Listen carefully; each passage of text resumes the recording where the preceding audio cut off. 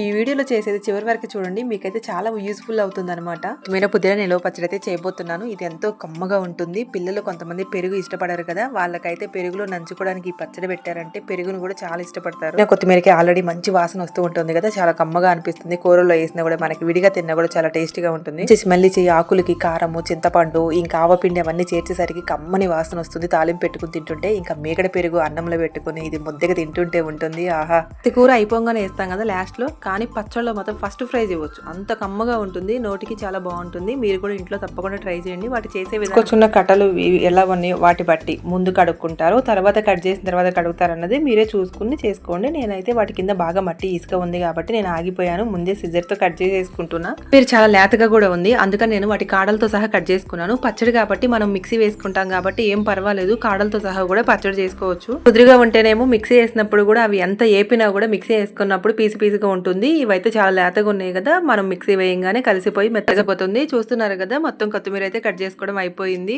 Bowl కి అయితే కొంచెం తక్కువతో హాఫ్ బౌల్ అయితే అయింది ఒక కట్టకి. చాలా బాగుంది. అయితే కట్ చేస్తే సరిపోతుంది. పుదీనా అయితే ఆకులు తుంచుకుందాము, ఎందుకంటే మరీ కాడలు అవి మందంగా అనిపిస్తాయి కదా. లేతగా ఉంటే అవి కూడా కట్ చేసుకోవచ్చు, పూర్తిగా లేతగా ఉండవు కదా చివరి వరకు. కానీ ఇవన్నీ నేను ఆకులు కట్ చేసి పెట్టుకుంటాను. ఇంకా అన్ని కట్ చేసి పెట్టుకున్న తర్వాత చక్కగా నీళ్ళలో వేసేసి కడిగి తడెంత పోయే వరకు పొడి క్లాత్ మీద ఇలా ఆరబెట్టుకుని ఉంచుకున్నాను. నేను వెంటనే పచ్చడి చేయలేకపోయాను. దాని వల్ల ఏంటంటే పుదీనా చూడండి ఫ్రిడ్జ్ లో ఉంటే ఒక కలర్ అన్నా ఉండేది. నేను ఇంకా బయట ఇలా ఆరబెట్టి ఉంచాను కదా, కలర్ అయితే చేంజ్ అయిపోయింది. పాడవలేదు కాబట్టి నేనైతే పచ్చడి అయితే చేసుకుంటున్నాను. ఏంటంటే కడిగేటప్పుడు కింద ఇసుకలాగా వస్తుంది కదా, శుభ్రంగా అవంతా పోయే వరకు కడుక్కోవాలి, లేకపోతే నోటికి ఇసుక తగులుతుంది పచ్చడిలో కూడా. కోసం ఆకునైతే సిద్ధం చేసేసాను కదా, దీనిలోకి పచ్చడిలోకి ఇంకా చింతపండు కూడా వేసుకోవాలి. పండు కొలత ఎలా తీసుకోవాలంటే మనం తీసుకున్న ఆకులు బరువుకి సగం తీసుకోవాలన్నమాట. చింతపండు 250 గ్రామ్స్ ఆకులు ఉన్నాయి అనుకోండి, దానిలోకి హాఫ్ అన్న తీసుకోండి, లేదా ఒక 30 చింతపండు అని తీసుకోండి. ఎందుకంటే పులుపు ఎక్కువ ఇష్టపడే వాళ్ళు కొంచెం ఎక్కువగా కూడా తీసుకోవచ్చు. మీరు పుదీనాని ఒక దానిలోకి తీసి పెట్టుకున్నాను కదా, దాన్ని అంతా ఒక బాండి పెట్టి ఒక 2 స్పూన్ల నూనె అయితే వేసుకోండి. మరీ డ్రైగా అయితే ఏపుకోరు కదా, నూనె అయితే వేయాలి.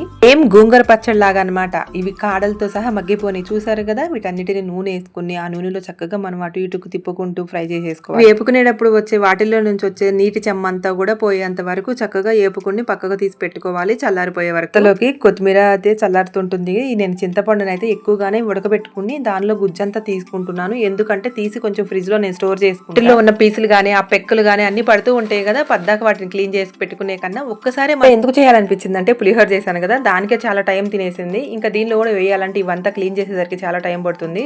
చింతపండు అంతా కూడా వేడి నీళ్ళలో వేసిన తర్వాత వాటిని అంతా చేతితో కలుపుకుని అలా పలుపులాగా వచ్చింది కదా, వాటన్నిటిని మనం కలుపుకుని వాటిలో ఉన్న పీసు అంతా కూడా వడగట్టేసుకున్న తర్వాత వాటిని అయితే స్టవ్ మీద పెట్టేసి ఇలా ఉడికించుకుంటున్నాను. చింతపండు అయితే ఉడుకుతూ ఉంటుంది, మొత్తం ఆ వాటర్ అంతా కూడా పోయేంత వరకు ఉడుకుతూ ఉండాలన్నమాట. ఇందులో ఈ పచ్చళ్ళలోకి అయితే నేను ఒక స్పూన్ ఆవాలు తీసుకున్నాను, ఒక హాఫ్ స్పూన్ అయితే మెంతులు తీసుకున్నాను. కొంచెం దూరగా వేపుకున్న తర్వాత చల్లారిపోయిన తర్వాత మిక్సీ పట్టుకున్నా. ఆవాలు మెంతులు పొడి అయితే ఒక గిన్నెలోకి తీసి పక్కన పెట్టుకున్నాను. ఇంకా అదే మిక్సీ జార్ లోకి అయితే కొత్తిమీరని ఉడికించుకున్న కొత్తిమీర మొత్తం కూడా ఇలా మిక్సీ వేసేసుకున్నాను. పచ్చళ్ళలోకి నేను కొన్ని చిన్నులపాయలు కూడా మిక్సీ చేసుకున్నాను, అది కూడా ఇందులో వేసుకుంటున్నా. ఆవ పొడి మెంతు పొడి కూడా వేసేసుకున్నాను. సాల్ట్ కూడా ఒక 3 స్పూన్స్ అయితే వేసుకున్నాను. తీసుకున్న ఆకుకి ఎంత అయితే సరిపోతుందో దాన్ని బట్టి అయితే సాల్ట్ తీసుకోండి, ఎందుకంటే మనకి ఆకు ఎక్కువ ఉండొచ్చు తక్కువ ఉండొచ్చు. ఇంకా చింతపండు కూడా చాలా దగ్గరికి పడి ఈ విధంగా ఉడికించుకున్న చింతపండు వేసుకోవాలంటే మాత్రం అందులో ఉన్న వాటర్ అంతా కూడా పోయేంత వరకు ఉడికించుకోవాలి. చూస్తున్నారు కదా, దాంతోనే 2 గరిటెలు అయితే చింతపండు రసం వేసుకున్నాను. చిక్కగా అయిపోయింది. చింతపండు రసం కూడా చక్కగా ఉంటుంది, పులుపు టేస్ట్ చాలా బాగుంటుంది పచ్చళ్ళలోకి. కూడా ఒక 1/4 కప్పు తీసుకున్నాను.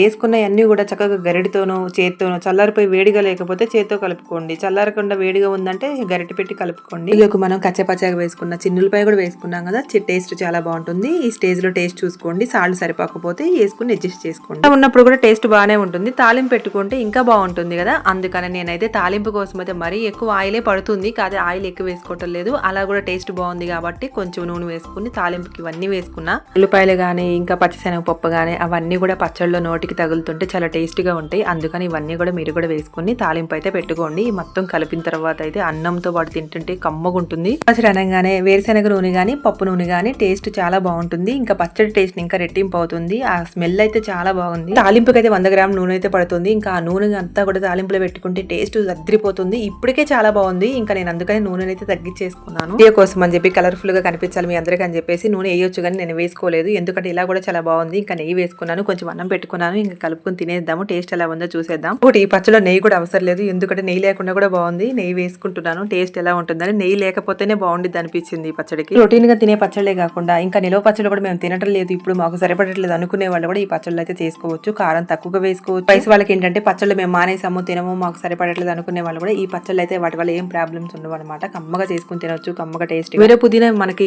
ఏ కూరలో వేస్తే టేస్ట్ ఎలా వస్తుందో నిల్వ పచ్చళ్ళు కూడా అంతే బాగుంటుంది. మీరు అందరూ కూడా తప్పకుండా ట్రై చేయండి. ఆ పచ్చడి పక్కగా పెడితే ఈ చింతపండు చూస్తున్నారు కదా, నేను నిల్వ ఉండటం కోసం కూడా ఇలా తయారు చేసి పెట్టుకుంటున్నాను. పండు పలుపుని అయితే తీసి పెట్టుకోవడం వల్ల టైం ఎంత సేవ్ అవుతుందంటే దానిలో ఉన్న గందరగోళం అంతా పోయి చాలా నీట్ గా ఉంటుంది. వాడుకునేటప్పుడు సింపుల్ గా ఒక స్పూన్ వేసి నిల్వ ఉండిద్దా అనుకునే వాళ్ళైతే ఉడికించుకునేటప్పుడు ఒక 2 స్పూన్ల నూనె వేసి కూడా ఉడికించుకున్నారంటే దగ్గర పడిపోయినప్పుడు ఏ తిప్పలు లేదనమాట. అంతే పని ఫ్రిడ్జ్ లో పెట్టేసుకున్నాను. చేశాకనే ఇలాంటి ఐడియా వచ్చిందనమాట, చేసి పెట్టుకుంటే ఈజీగా అయిపోతుందని. ముందుగానే ఇలా తీసి పెట్టుకునే వాళ్ళు ఉంటారు కదా, వాళ్ళైతే ఎన్ని రోజులు ఎన్ని నెలలు స్టోర్ ఉంటుందో కూడా ఒక కామెంట్ చేయండి. అదైతే మీకు ఎలా అనిపించిందో చెప్పడమే కాకుండా కొత్తిమీర పచ్చడి కూడా ఎలా ఉందో మీ ఇంట్లో తప్పకుండా చేసుకుని ఆ టేస్ట్ అయితే చెప్పండి. మన ఛానల్ అయితే చూస్తున్న వాళ్ళైతే పచ్చడి గురించి ఆ చింతపండు పలుపు గురించి అయితే ఒక కామెంట్ చేయండి. నచ్చినట్టయితే లైక్ చేయండి, సబ్స్క్రైబ్ చేసుకోవడం మర్చిపోకండి.